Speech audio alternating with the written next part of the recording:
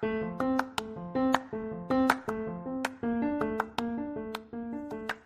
you, welcome to Sacrilegious Discourse. I'm husband. I'm wife. And together we're reading the Bible.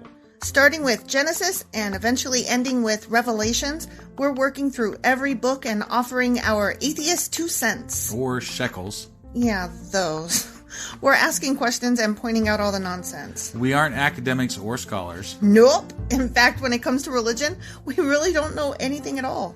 What we've learned so far is that God's a dick. Oh, he really is, isn't he? If you're interested in how we reached this startling conclusion, maybe start from episode 1. Otherwise, jump in anywhere. It's all good. Yep.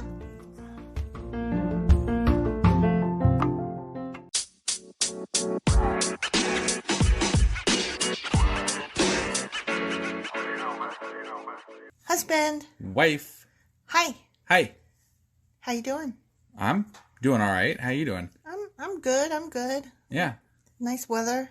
It is, actually. It's a really nice day. I know. It's beautiful outside. It is. So, Thanks, science. I love science. Science is great. Right? I wanted to ask you a question. Okay.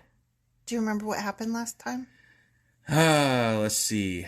Felt like more offerings and like there was broken necks of birds and frankincense and olive oil and stuff. And Moses and Aaron were running a racket. Yeah. And I feel like I've been saying the same thing for a couple of episodes because like it's all about the offerings. Yeah. And it's even if you don't know that you did it, you still did it and you're in trouble. Right. And so then we argued about whether or not you would rat yourself out. Yeah. But you definitely have to rat your neighbors out. I still don't think not ratting yourself out is worth possibly dying over. Or being banished over. Again, we said this last time. I think it depends on the context. Like, are we in that particular universe where God is an actual being that will smite you? Or well, if we're in that universe, then definitely turn yourself in. Even though, if we're not, though, Moses, if he just happened to see this thing and you didn't notice that he noticed and then you didn't turn yourself in, he might send some people after you to kill you. Well, I don't know. I just feel like I probably wouldn't be living with Moses anyway, so... Well, maybe he lurks around the tabernacle where you pissed on it. Maybe I just would avoid the tabernacle except when required to be there. Well, people don't always make good judgment calls when they're drunk, so... I wouldn't get drunk. Why the fuck would I get drunk? That's why you peed on the tabernacle. Remember, didn't you listen to the last episode? You were there. I don't have a penis. I could not stand up and piss on the tabernacle. They didn't wear underwear back then, so... Kind of maybe could have? No, I would have to be squatting. Yeah, so... Why am I going to squat by the tabernacle? I don't know. Okay, your whole logic is flawed. Yeah, okay.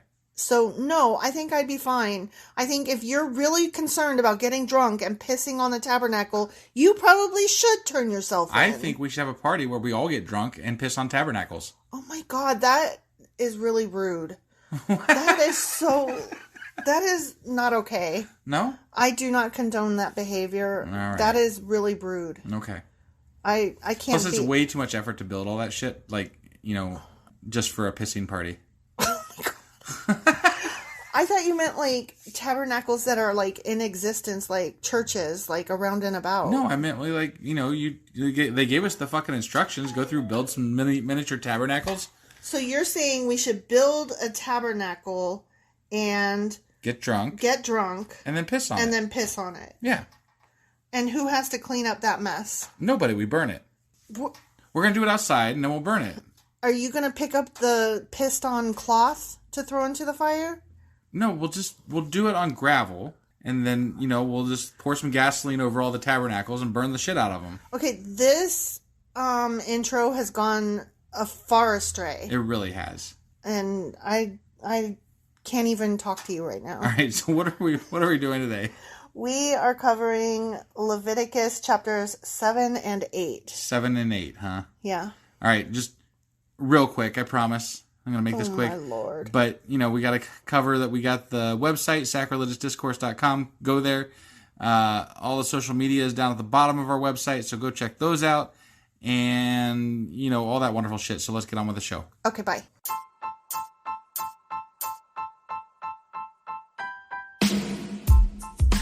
Hey, wife. Yes, husband. Did you know that we are now on Patreon? Yes, because you told me, but also, no, tell me more. So we're on Patreon now. Are we? We are. And our supporters can go there and support us. And we have multiple levels all the way up to You Killed God.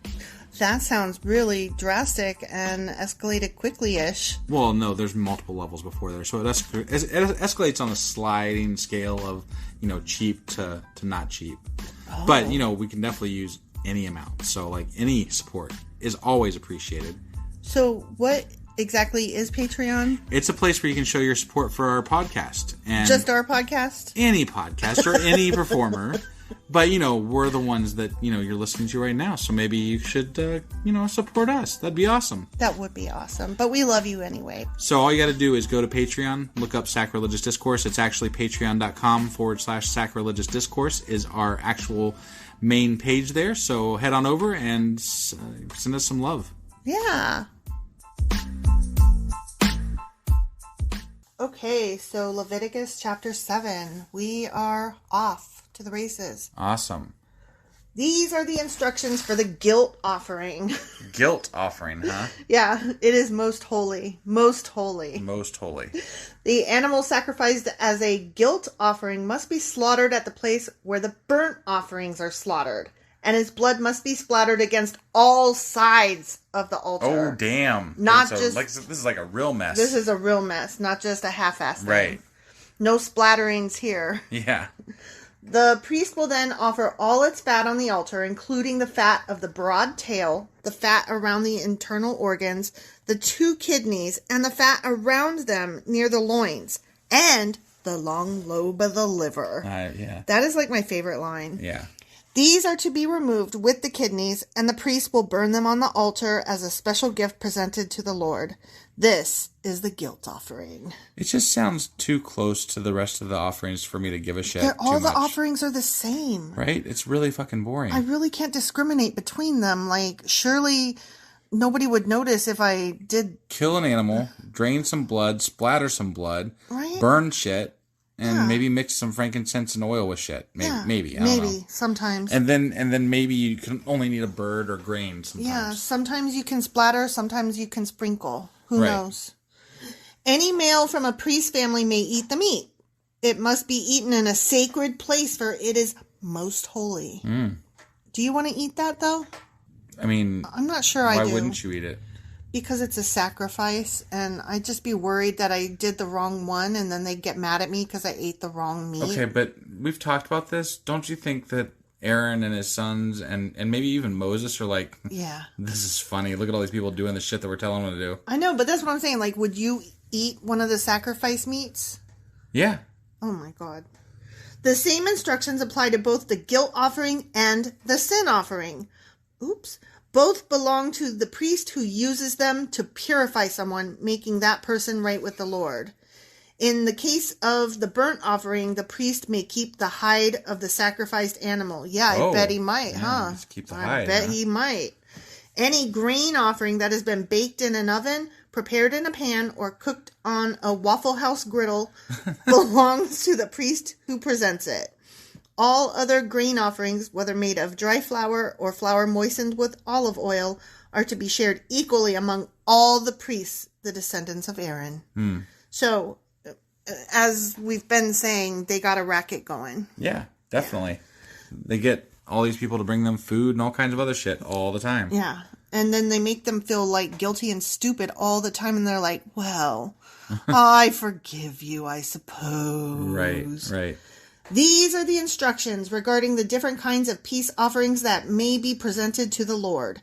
If you present your peace offering as an expression of thanksgiving, the usual animal sacrifice must be accompanied by various kinds of bread made without yeast.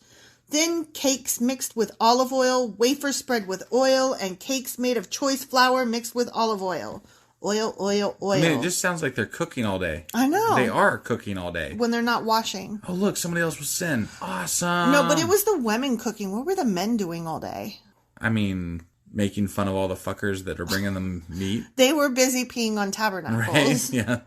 This peace offering of thanksgiving must also be accompanied by loaves of bread made with yeast. One of each kind of bread must be presented as a gift to the Lord. It will then belong to the priest who splatters the blood of the peace offering against the altar. Of course it does belong to that guy. Right.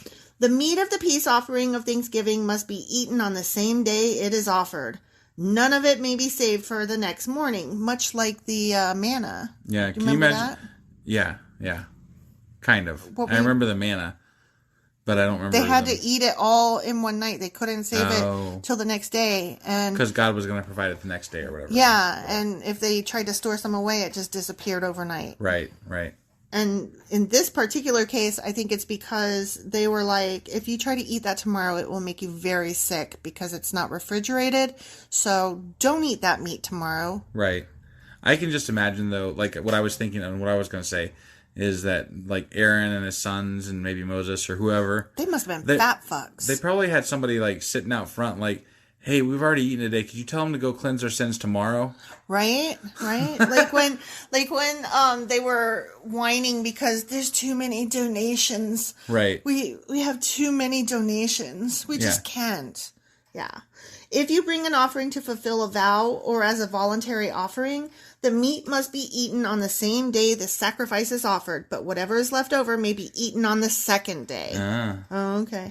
Whatever. Any meat left over until the third day must be completely burned up. Yeah, because it'll really make you sick. Yeah. If any of the meat from the peace offering is eaten on the third day, the person who presented it will not be accepted by the Lord. Damn, that's pretty rough. Like, what does that mean exactly? Like, does that mean do you get to, like, do an offering to, like, become represented to the Lord, or are you just done? Like, if I'm done, I'm out. I'm leaving. Right. But do I get to make a peace offering tomorrow and be like, sorry, my bad? I was really hungry. Nobody else was eating. It was just sitting there. You will receive no credit for offering it. By then, the meat will be contaminated. If you eat it, you will be punished for your sin. Yeah. I'd say you'd be punished for just fucking eating the shit. Yeah, because it's going to make you get the runs and throw up. And there weren't doctors back then exactly. Exactly. Meat that touches anything ceremonially unclean may not be eaten. It must be completely burned up. The rest of the meat may be eaten, but only by people who are ceremonially clean. If you are ceremonially unclean and you eat meat from a peace offering that was presented to the Lord, you will be cut off. How do you from be the ceremonially unclean? Like, is there a ceremony to become unclean? Well, yeah, like part of the clean ceremony is like they had a ritual where they would like wash their feet, wash their, and so like if you still have know, blood splatterings on you, you're ceremonially unclean. Probably. Yeah. Okay. I would imagine. I mean, they had a lot of rituals and stuff. Right. That's true. I would imagine that you would know if somebody was unclean just by looking at, what's on their clothes, which clothes they were wearing, if their belt is tied or what the fuck ever. Right. If you touch anything that is unclean, whether it is human defilement or an unclean animal or any other unclean, detestable thing, and then eat meat from a peace offering presented to the Lord, you will be cut off from the community. Dang. That's harsh. Don't be eating stuff you ain't supposed to eat. That one guy that you used to work with at the last place you worked at, he would have never made it. Oh my God, because he ate out of the trash. Right? He was so fucking nasty. Yeah, he was disgusting. Yeah. Oh God. I was like, where is this going? Who are you talking about? I don't want to mention any names. No, but this guy that I used to work with, he would eat stuff off the ground. He would eat stuff out the trash can. He'd pick his nose first and then eat something out of a fucking... Yeah. Whatever. It was gross. Yeah. And I'm not exaggerating. Like, I actually saw this happen. Yeah, me too. Yeah. It was very gross. Ugh. Then the Lord said to Moses, give the following instructions to the people of Israel. You must never eat fat, whether from cattle, sheep, or goats. The fat of an animal found dead or torn to pieces by wild animals must never be eaten, though it may be used for any other purpose. What else do you use it for? You can use it to make oils for lamps and stuff. Yeah. Okay, I'm sorry. I don't know. Like, there's other stuff. I forgot. Cooking lard or something, maybe. I wasn't thinking like I don't know all the ins and outs of it. I was thinking of today, not thousands of years ago. Okay. Like, what else do you do with it? I don't know, sell it on eBay? Make soap with it. Oh, there you go. There you go. So they can become ceremonially clean. I cannot say that word. Ceremonially tabernacle. Long lobe of the liver. Exactly. Anyone who eats fat from an animal presented as a special gift to the Lord will be cut off from the community. No matter where you live, you must never consume the blood of any bird or animal. Like, isn't it sad you have to... bird's not an animal? But isn't it sad that you have to spell out, don't be drinking blood, assholes? Yeah. Like... But I mean... Do you want to drink blood? Well, we have blood in our society. Do you want to drink blood? I don't want to drink blood, no. Do you ever drink blood? No. So what were you saying just now? If you eat a rare steak, you're eating blood. Oh my God, I don't eat a rare steak. But people do. They're gross and they should be cut off from society. I like a little pink in my steak. And so, I mean, I eat some blood stuff. Oh my God, that is disgusting. That's good. No, it is nasty. You're wrong. No, you're wrong when you try to cook for me and my food has pink in it. That is nasty. I make you put that right back on the Waffle House griddle. That's so good. So good. No. Anyone who consumes blood will be cut off from the community. Hey, then the Lord said to Moses, give the following instructions to the people of Israel. When you present a piece of offering to the Lord... Oh, when you present a peace offering, not a... when you present a piece of an offering... No, when you present a peace offering to the Lord, bring part of it as a gift to the Lord. Present it to the Lord with your own hands as a special gift to the Lord. Bring the fat of the animal together with the boobie, the breast, and lift up the boobie breast as a special offering to the Lord. Here, see this tit! Then the priest will burn the fat on the altar, but the titty will belong to Aaron and his descendants. It says the breast, everybody. I know, it's just that... She's trying to be funny while reading the Bible, but not reading it exactly correctly. Okay, but I think that breast is funny. Like, they're saying... I know, we're supposed to be studying the Bible and reading it as it is, sort of, you know. I'm doing what I want to do. And then you're like, titty and titty and titty. You were literally just talking about peeing on tabernacles. Right, that's my job, to be obnoxious. I'm speechless. I can talk about tits if I want. Fine, but just, you know, whatever. Give the right thigh of your peace offering. Give the right thigh of your peace offering to the priest as a gift. Just the right one. Isn't that also what you have to grab when you're doing a a covenant? Covenant, yeah. Yeah, you grab each other's right thighs. Right. The right thigh must always be given to the priest who offers the blood and the fat of the peace offering. That's so fucking arbitrary. Not the toe, not the beak, not the fingers or phalanges or... The right thigh. The right thigh. Is it the animal's right thigh or the right thigh as you're looking at it?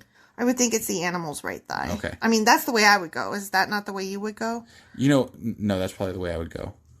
Yeah. Well, I was thinking that maybe it's the right thigh because you know how they said you're not allowed to eat fat. So the right side is usually an animal's dominant side, or you know, our dominant side at least. So it's more muscle than fat. So maybe it's more muscle than fat. So maybe that's why they offered that side. I guess it's so arbitrary, though. I'm just trying to think of like why thigh? Logical reasons. Why not butt cheek? I don't know. So weird. For I have reserved the breast of the special offering and the right thigh of the sacred offering for the priests.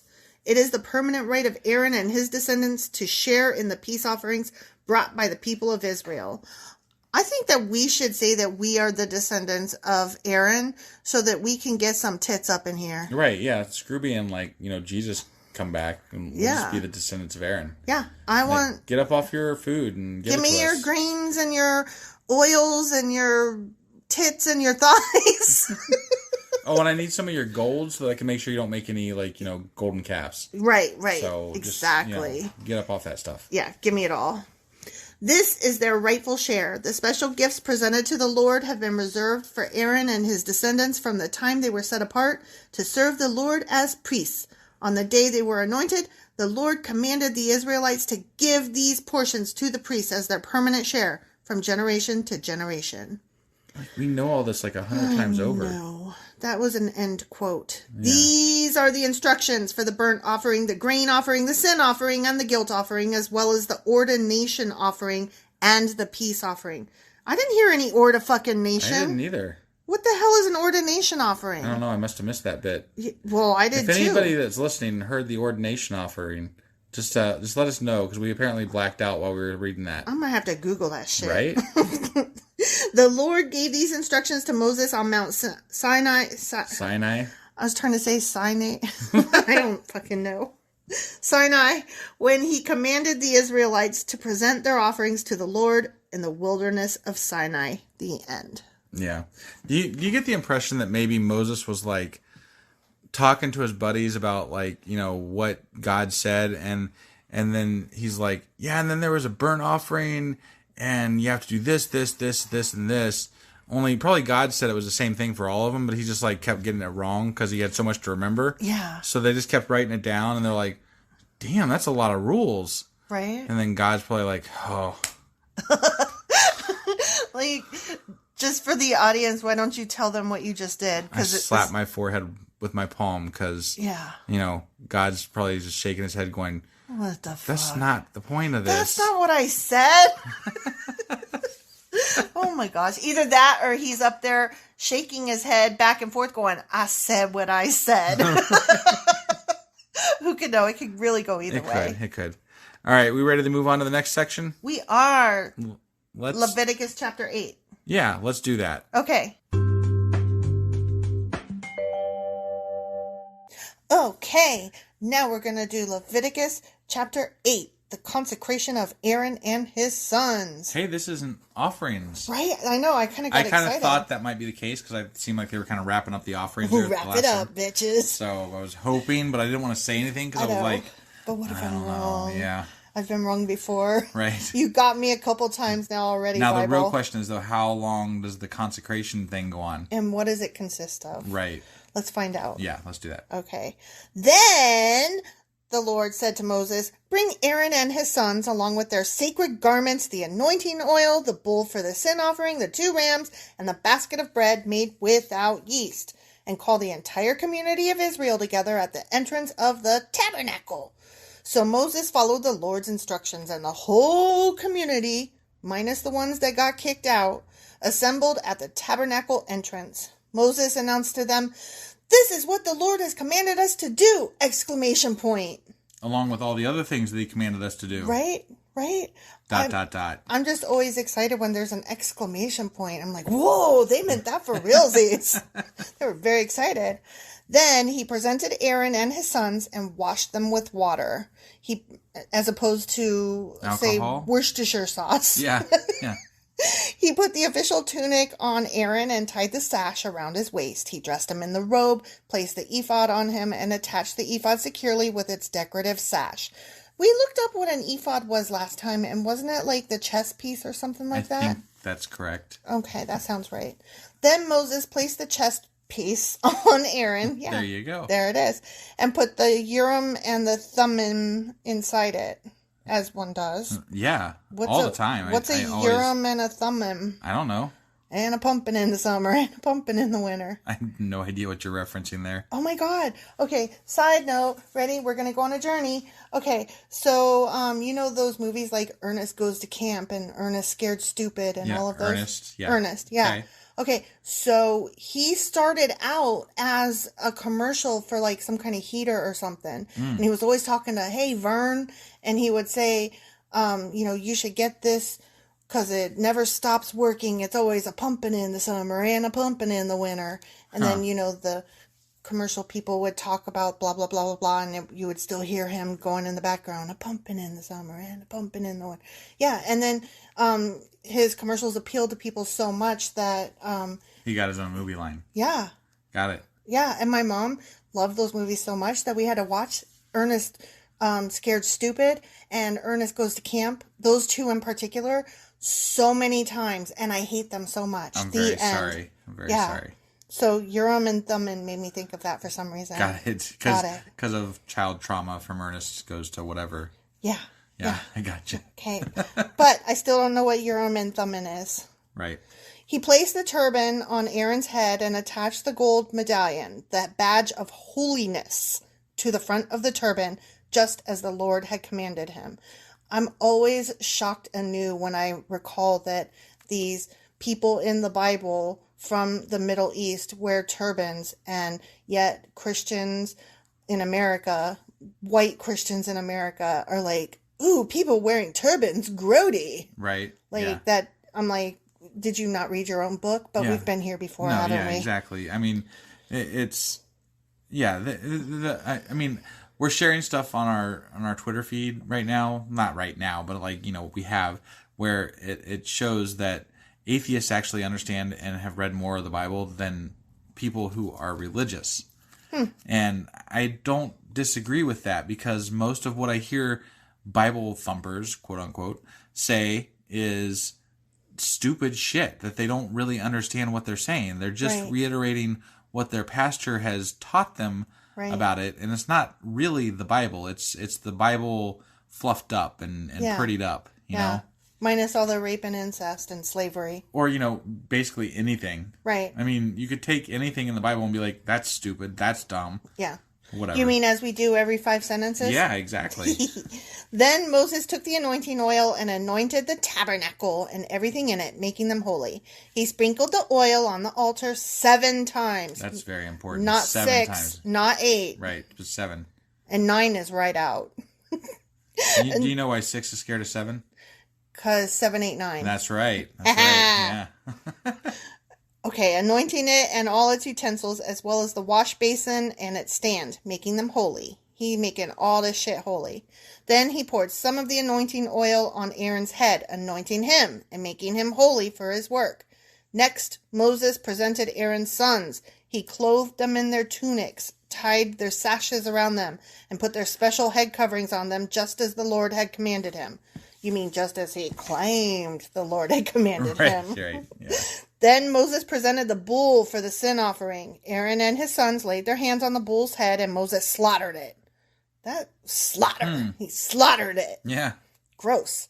Moses took some of the blood, and with his finger he put it on the 4 horns of the altar to purify it. He poured out the rest of the blood at the base of the altar, just as a pagan would do. Right. Through this process, he made the altar holy by purifying it. Then Moses took all the fat around the internal organs, the long lobe of the liver. There it is. See, we weren't done with it yet. Yep. And the 2 kidneys and the fat around them, and he burned it all on the altar. He took the rest of the bull, including its hide, meat, and dung, and burned it on a fire outside the camp, just as the Lord had commanded him. Then Moses presented the ram for the burnt offering. Aaron and his sons laid their hands on the ram's head, and Moses slaughtered it. There's a lot of slaughtering happening. Yeah, there is. Then Moses took the ram's blood and splattered it against all sides of the altar. Then he cut the ram into pieces, and he burned the head, some of its pieces, and the fat on the altar. After washing the internal organs and the legs with water, Moses burned the entire ram on the altar as a burnt offering. It was a pleasing aroma, a special gift presented to the Lord, just as the Lord had commanded him. Do you ever feel like you're just listening to a bunch of people that really like killing animals and things? Yeah. Because they seem to really enjoy this stuff. Yeah. I mean, they've made rules to where they have to do this stuff on a regular basis. Yeah. And be all ceremonial about it. I'm not discounting the fact that they had to kill animals to eat stuff, which that makes sense. But to they're just like instead of just getting down to business, they're making a fucking party out of it. I mean, you got the pig roast parties and stuff where you turn the pig over the fire and all that. So I get that part of it, but it just seems like they really want to look for reasons to kill animals and each other. Yeah. Yeah. They really like blood. Apparently. But not period blood. Murder blood. Right. Yeah. Period blood is right out. Exactly. Then Moses presented the other ram, which was the ram of ordination, which we don't know what that means. Right. Aaron and his sons laid their hands on the ram's head, and Moses slaughtered it. Then Moses took some of its blood and applied it to the lobe of Aaron's right ear, the thumb of his right hand, and the big toe of his right foot. I covered that before, I think. Remember they were going over stuff back in, I think, Exodus, actually, where they were covering some of this stuff. weird. It's is just weird. weird. No, definitely. His right testicle, his right penis wrinkle. Wait, that's not what they his said. Right nostril. Now you're just making shit up. His right wisdom tooth. Oh my God. What? Next, Moses presented Aaron's sons and applied some of the blood to the lobes of their right ears, the thumbs of their right hands, and the big toes of, guess what? Their right feet. Yeah, it just goes, it goes repetitive, repetitive, repetitive, repetitive, and then repetitive, repetitive, repetitive, repetitive. And then you say it again for good measure. Right, yeah. Yeah.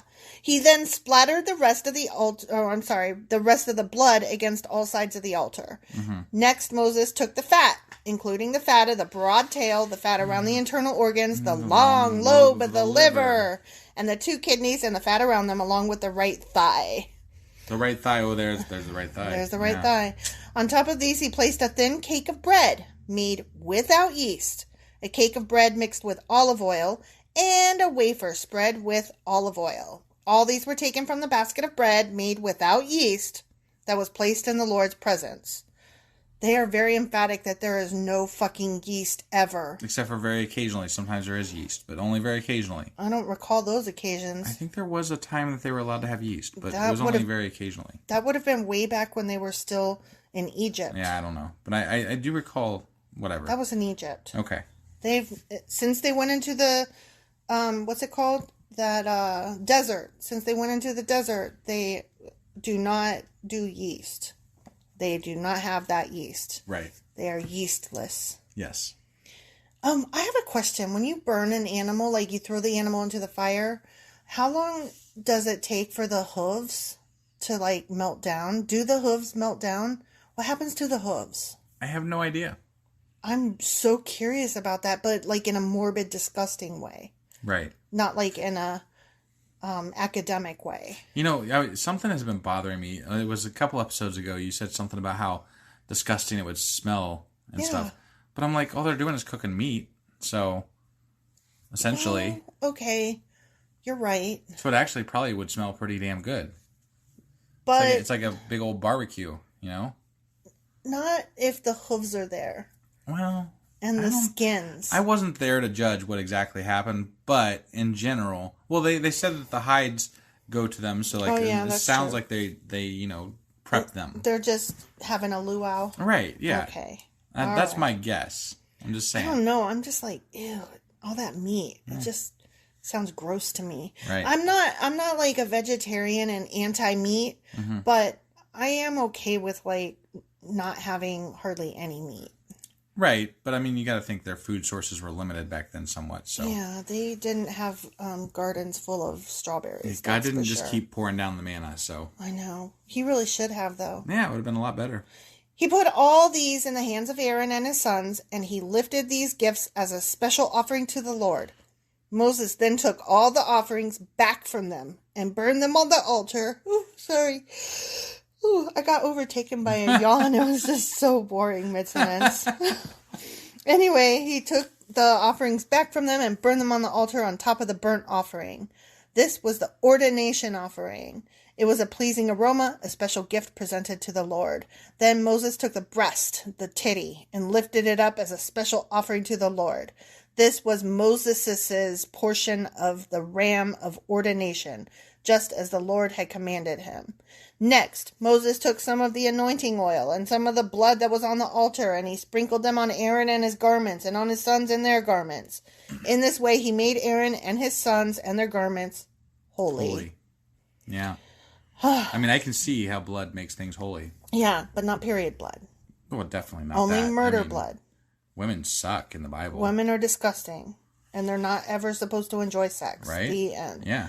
Then Moses said to Aaron and his sons, boil the remaining meat of the offerings at the tabernacle entrance and eat it there, along with the bread that is in the basket of offerings for the ordination, just as I commanded when I said, Aaron and his sons will eat it. Any meat or bread that is left over must then be burned up. Yeah, don't give that shit to the hungry people that are watching you burn all this shit. Yeah, this all still sounds like a big fucking racket. Yeah. You must not leave the tabernacle entrance for 7 days, for that is when the ordination ceremony will be completed. Everything we have done today was commanded by the Lord in order to purify you, making you right with him. Now stay at the entrance of the tabernacle day and night for 7 days and do everything the Lord requires. If you fail to do this, you will die, for this is what the Lord has commanded. Well, that put an abrupt end to Christianity. Right? And Judaism. I'm just saying, if Aaron and his sons and Moses died, that's true. That would be bad. So Aaron and his sons did everything the Lord had commanded through Moses. The end. Okay. Or you'll die. I mean, yeah, it's not like they really had a choice there, so. Yeah, stay here, eat all the meat, or you'll die. Sounds just horrible, you right? know? You stay there, and you have people bring you shit, and then Moses kills it for you, and then you have to eat it, or you'll die. Right. I'll just eat. Thanks. Sounds like the life. I'm telling you, if we were back then, we would have to get in good with Aaron and Moses. Right. I mean, men did so little back then that I almost am imagining, like when they show the women bringing like grapes and like they're like they're from Greek and Roman times. I'm almost imagining something like that going on. Oh my gosh! So they can't even bother to lift their hands to eat the meat themselves. So right. Yeah. Oh my gosh. But I guess we'll find out what happens next week in the Leviticus, what is it, 9 and 10? Chapters 9 and 10. All right, yep. So we will see you guys in about a week. Well, actually, I have something to tell you. Yeah. Next week is our 50th episode. Oh, that's right. And I was thinking that we should do a special. Yeah. So, I was thinking along those lines, so we had talked about this a little bit, that we should do an episode explaining our thoughts on what we're doing and like what we think of the Bible and stuff like that, and kind of just like we never really a little bit more depth of why we're doing this project. We never really introduced ourselves when we started this podcast. I'm wife, and now I'm husband. But we now have a little bit more listenership, and it would be fun to maybe tell people why we're doing this and why we want to do it. And yeah, that sounds exciting. Yeah, so. It's either going to come out next Thursday or maybe in between now and next Thursday. I'm not really sure. But the next episode will be our 50th extravaganza. Yeah, so make sure you join us for our 50th episode. Yeah. See you guys then. Bye.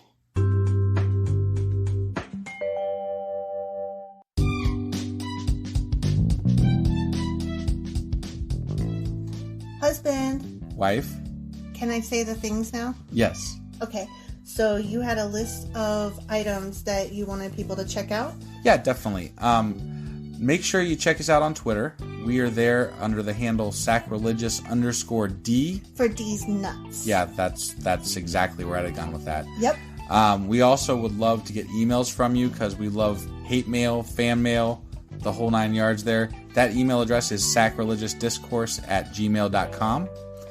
And we are now on YouTube. And if you are listening to us on YouTube, you're going to be running a little bit behind what our schedule is for our podcast, because you're going to be hearing stuff from 2 months before if you are caught up. You're in the past. You're in the past. So you should join us on our podcasting apps that are available. So like you can catch us on Apple Podcast, Google Podcast, Spotify. I'm on Castbox. Yeah, my wife's special. She's on Castbox. I like Castbox. And then on any of the things that you're on, we always would love it if you would like and subscribe. That helps us out so much. So yeah, do those things. Do those things, and we will see you guys next week. Sure we will. It's on Thursdays. Yeah, that. Okay, bye.